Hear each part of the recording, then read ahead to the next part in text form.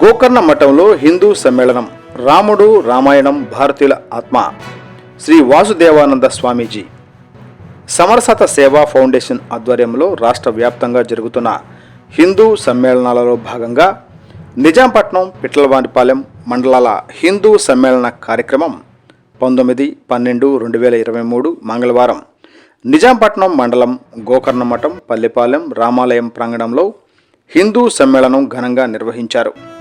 ఉదయం 9 గంటలకు అయోధ్య నుండి వచ్చిన అక్షితలను నిజాంపట్నం కొత్త రామాలయం నుండి ప్రధాన వీధులలో జై శ్రీరామ్, భారత మాతాకి జై, గోవు మాతాకి జై, తులసి మాతాకు జై అంటూ భజన సంకీర్తనలు చేస్తూ రామనామం చేస్తూ గోకర్ణ మఠం వరకు ఘనంగా శోభాయాత్ర నిర్వహించారు.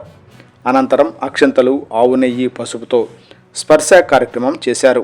అనంతరం జ్యోతి ప్రజ్వలన, భజన సంకీర్తనలు చేసి హిందూ సమ్మేళన సభ ఈ కార్యక్రమానికి ముఖ్య అతిథిగా శ్రీ వాసుదేవానంద స్వామీజీ వారు మాట్లాడుతూ రామాయణం శ్రీరాముడు భారతీయుల ఆత్మని, రామాయణం మానవ జీవిత నడవడికను తెలియజేస్తుందని, తల్లిదండ్రులను, గురువులను, అన్నదమ్ములను, తను నమ్ముకున్న వారిని ఆదరించడం వంటి అనేక జీవన సత్యాలు రామాయణంలో ఉన్నాయన్నారు.